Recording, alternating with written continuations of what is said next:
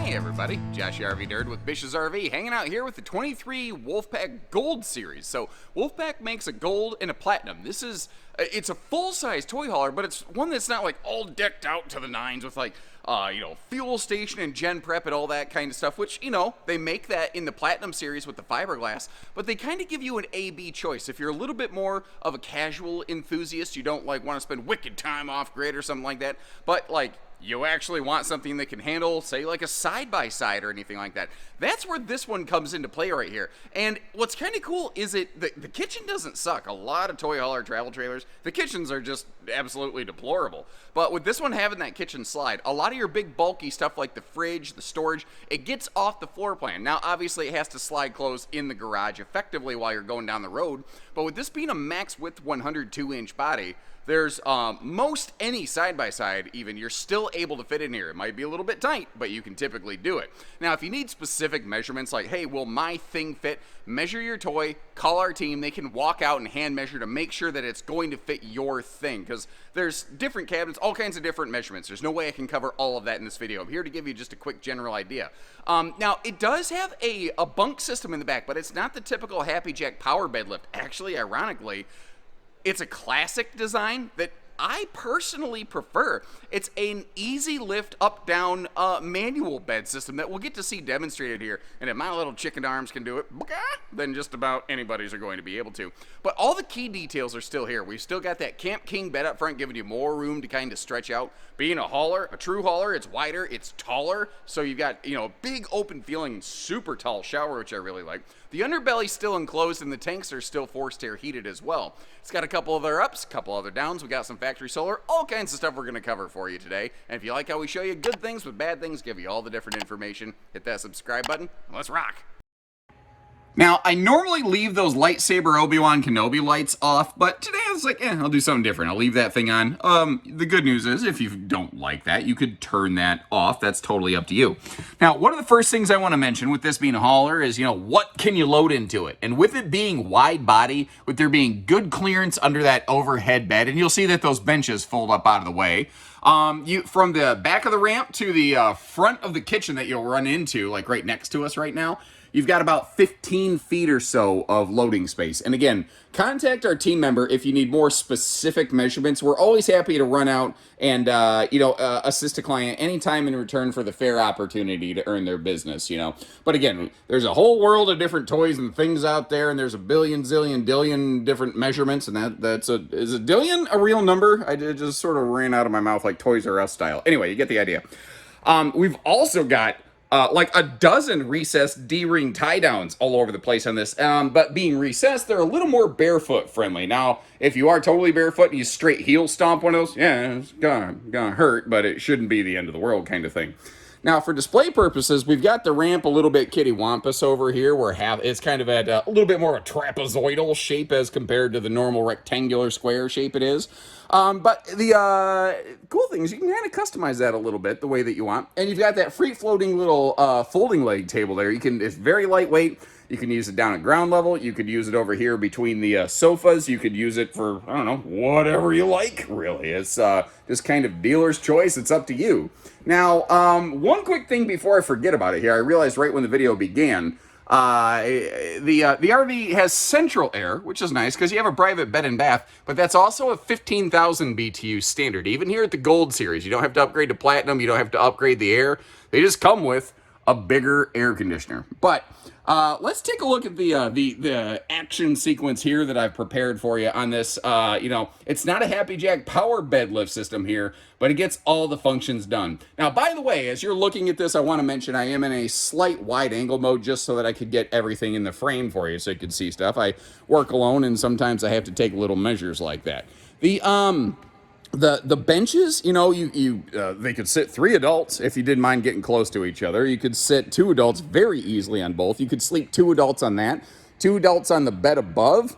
And that is like, again, it's a manual up-down bed. It's my favorite personal style, though, because the Happy Jack power lift beds, they're slow, and it's like I have power windows on my car, but in theory, it's one more thing to go wrong. And I think that there's there's power in simplicity, there's beauty in simplicity, and there's peace of mind in simplicity. And that's what I like about it. I just pop it down when I need it, pop it up when I don't. Worst case scenario, at some point, you can walk into like any RV parts store and just grab a new one of those struts and pop a new strut on. Like that's the only real maintenance or upkeep that thing might need over time. You don't gotta like lock it in place when you're traveling. You don't gotta like it's just simple. It's as close to idiot proof as something can get, and idiot proof is something I often need on a very frequent basis. Now, again, when it's all opened up, one of the cool things this one has is lots of open living space and a kitchen that is too legit to quit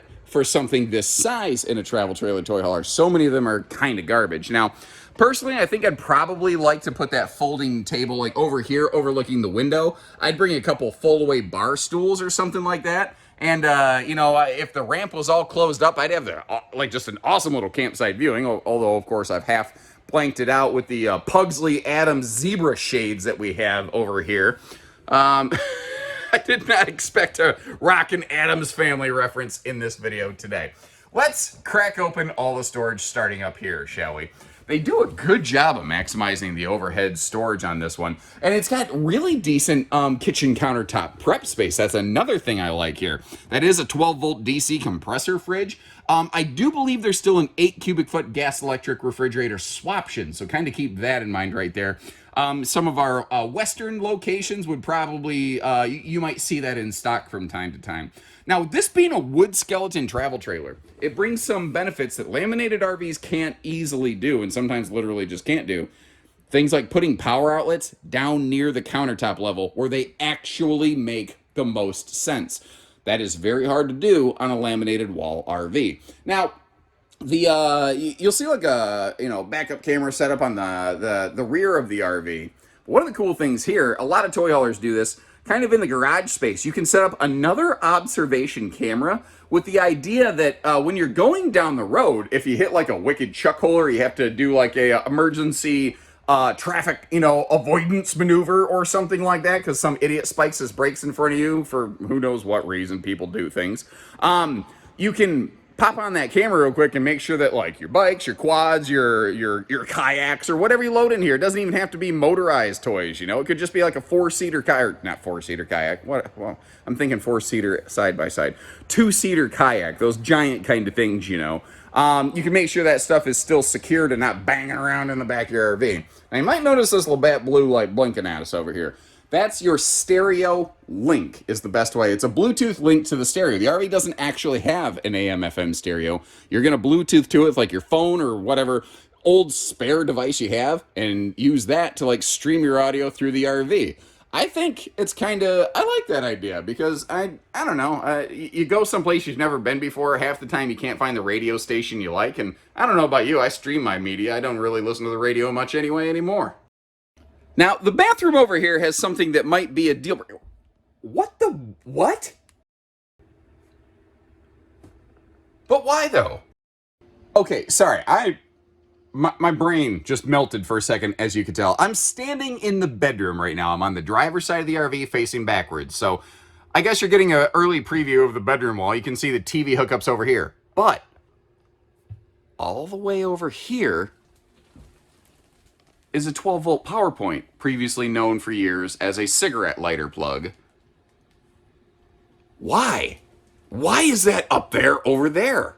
What do I not understand? Okay, there's got to be a reason. There's got to be something. I'll never claim to have all the answers. I'll never claim to be an authority. There's got to be something I'm missing on this. Somebody who's smarter than me, help me out here. Anyway, sorry. Porcelain bowl foot flush stool is a nice find in here and super, super friendly space around this one. The bathroom, though, like I said, it might have a couple deal breaker factors. Now, they went with just like an extra medicine cabinet to kind of handle some linens over here. In a way, I just kind of realized that might open up space for like a laundry hamper down there, which is not a bad idea. Now, I don't think Wolfpack did that on purpose necessarily, because I've never heard him talk about it after all these years, but I think that that's a potential item there. Now, in the Gold series, you've got the dollar store 4-inch fart fan. Whereas when you step up into the Platinum series with the fiberglass, you will get the full-size Fajita Friday fume fighting fan. Now, With this being a full hauler, you are extra taller, as you can see here, by virtue of the fact that I can barely touch the ceiling in this thing. It's cool they put a skylight on it.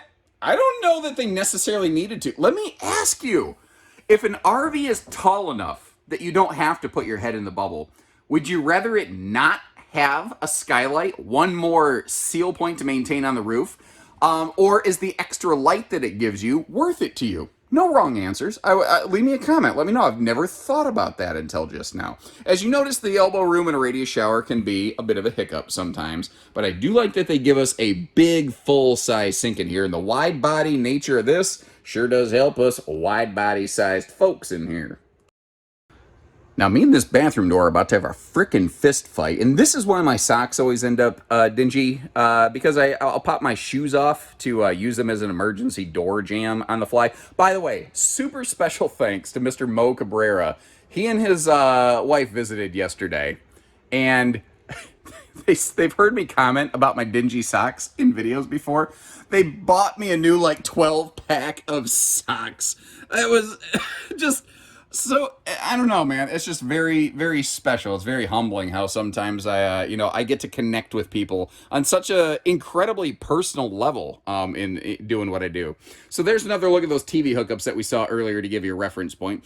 Converter box with all your fuses and stuff up here with your battery disconnect on the inside of the RV. Both sides of the bed have some household plugs to help keep everything powered up and going. And this is kind of interesting. There's tons of room at the foot of the bed, right? Which is nice because you can stand here and get dressed and put on pants without having to go in the living room and, put on a free show for the neighbors. Anyway, it's a Camp King. It's a short camper king. It's 70 inches wide. It's 74 inches long. That might be a problem for some folks. Side sleepers, corner sleepers, you might do just fine. And with this being a 102-inch wide body coach, there's plenty of room to walk around the bed, which is cool. And even though it's very inexpensive, I actually like the fact that they use some really heavy linens to just slide close on the bedroom windows. Looking at trade-in RVs, it seems that most people will just leave the window shades shut on an RV in the bedroom and just maintain their privacy all the time. So I think that's kind of cool. I think that's an interesting idea. I'm kind of curious, what do you like that style of window treatment? Should more manufacturers do that? It saves weight, it saves money, but does it look cheap? Does it feel cheap? Like, what's your 2 cents there? Now, giving you kind of a quick road mode sample here with the slide close, I also thought, just to, again, help kind of demonstrate the fact, you can flip those benches up. Going down the road, you're probably going to have them up, obviously, most of the time here. And this is another one of those areas, like a lot of times you start putting slides, like people ask all the time, why don't they add a slide here or there in a toy hauler? Because it has to close going down the road, and that very quickly limits your ability to load things, which is pretty much the entire point of a toy hauler versus a conventional travel trailer or fifth wheel. But with this one having that nice wide body, well, you got some pretty decent space in here. How much exactly? I don't know, because I can't find a tape measure. I do apologize. However, using the fact that I'm just a little bit over 6 foot tall means I have a roughly equivalent wingspan. If you didn't know that, you're about as, arms stretched wide as you are tall typically. It could vary a little bit. But going from the refrigerator door over here, I am just touching the exterior sidewall. Now, there's some cabinetry, there's some other factors you might consider, but it means that we've got about 6 foot of clearance in here. Now, as I was talking about that, yeah, okay. The refrigerator door is almost exactly in line with the toe kick here on the slide out, which is actually something I didn't think to talk about in the kitchen. If again, being fair, sharing some good and some bad, like not just, oh boy, it's pretty and you should call us and get you an awesome payment or whatever, but no, like actually using this thing. Are you going to enjoy it? You've got a toe stubber kicker here, technical term, mind you. If you're standing like at the oven, if you're cooking a lot, you're going to constantly be bent over. If you're always doing this, then you're going to be always doing this. Now, thankfully, this slide is tall enough. You're not like, really like Hunchback of Notre Dame over in here. It's not the worst I've ever seen, but it's another thing to kind of consider. Then again, I'm the type of person, I prefer just to cook everything on the fire pit because, frankly, it tastes better anyway. Except when the people who are at the campsite before you think that the fire pit is a trash can and they leave like their baby's dirty diapers in there. Stop leaving garbage in a communal fire pit. Can we all just agree on that, please? Now, just like the inside, there's some cool things on this one. There's some things that make me go, a little bit. And remember that the Platinum version with the fiberglass is available if you're looking for that like extra Smex appeal. But back here, you've got that 3,000 pound rated loading ramp. Now, when it's up in patio mode, it does drop to 1,500 because it doesn't have ground contact at the end of the ramp. Somebody asked me in one of my videos this morning, actually, I was answering some comments. I got up at like 4 in the morning just trying to keep up with everything. They said, well, how do I load my ATV in this? The ramp just kind of hangs in the air. You just unhook those cables, and there you go. Now, we're here in a show display, and I got here, like I said, similarly early. You might notice how there's no one else around. I think I'm actually here before half of the event staff. But I noticed in our display, we got this little, Connect 4 kind of little family thing. I like that, by the way. But I never thought about this. Just a simple zip tie. You can kind of change the shape of the ramp patio gate a little bit and almost have like a little gaming station right there. Like I never would have thought of that. And sometimes you just see something, you're like, wizard, what a great idea. Now, the underbelly of this is enclosed. It is forced air heated, and it's got a pair of Drunken Uncle leash latches. You got one back here in case Uncle Gary's fit to be tied. And then you got one up here so that you can actually keep your dog that you like under the awning out of the sun. The outside TV hookup directly below that big picture window right there. And the speakers are down at chesticle level where you can actually hear them. Now, let me get around this a little bit. Take note of the awning. This is one of the things that personally I don't love about this RV. It feels very underwhelming. If you look at this, there was plenty of additional sidewall space that they could have put a bigger awning on there. Now, someone's going to ask, well, I mean, could you order it that way? No. RV manufacturers only do things a certain way. If that's useful information for you, hit the like button on the video if, you learn something there. Think of RV production like cookies and cookie cutters. They punch the cookies out. You can add some sprinkles, but you can't change the cookie. And that is something that ties into structure. That is part of the cookie. Now, here's the thing. In theory, with this being a wood skeleton travel trailer, there's wooden studs in the walls on average every 16 inches on center. It is theoretically possible to increase the size of that awning. I think you're going to find when it comes to the cost vector, though, the juice ain't worth the squeeze, for lack of a better way of putting it. Now, there's actually, in a sense, something that the... what do I want to say here? The Gold series does better than the Platinum series, and that is the pass-through storage and the fact that it's a true pass-through. Because the Platinum series, it has gen prep over there on the other side that ties into the fuel station. It has a 30-gallon fuel cell. This does not, so kind of keep that in mind. But what is kind of cool is the fact that that means that you have more outside storage. So if you're not like a generator person, or if you're a portable generator user, there you go. I love, so this is a phrase we started using about 8 months ago when I came on with the company.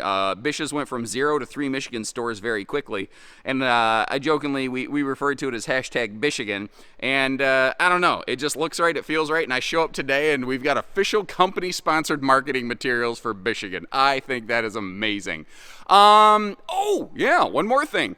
Let me give, like, the RV doesn't have a ladder. It's prepped for a telescopic ladder. However, we are right next to a big Cedar Creek fifth wheel with a ladder, and I climbed up on the roof there, and I got you some footage of the roof of this thing.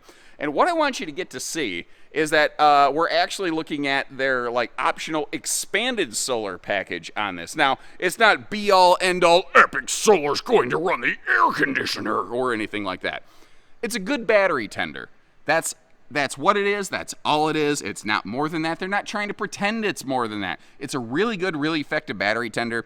If you are not tethered into any part functions, if you want to be able to extend the use of that 12-volt fridge, I don't know if that kind of solar that's on here will completely overcome it. It will extend it quite a bit. If you just want to keep the lights and the fans running, if you want to not have to run a generator all the time, that's what that kind of solar package is going to do for you. Now, one last little note for your family here. Especially over here on like the camp side of the RV, the edge of that ramp, they like trimmed it off so that it's not just like a sharp point. But when they did that, they turned it into a serrated steak knife with these sharp little jagged edges with their metal cutter. So my recommendation, especially if you got little kids especially walking around, or someone's had a drink or two and they're stumbling into things or whatever, get like little pool noodle or pipe fittings or something like that, little copper tube stuff. Put that on the edge of this, you know, when you get to your campsite. Just kind of take the, you know, gash factor 5 out of that thing. And I still lost. Playing against myself. Billy Idol was dancing with himself. I almost said on camera I was playing.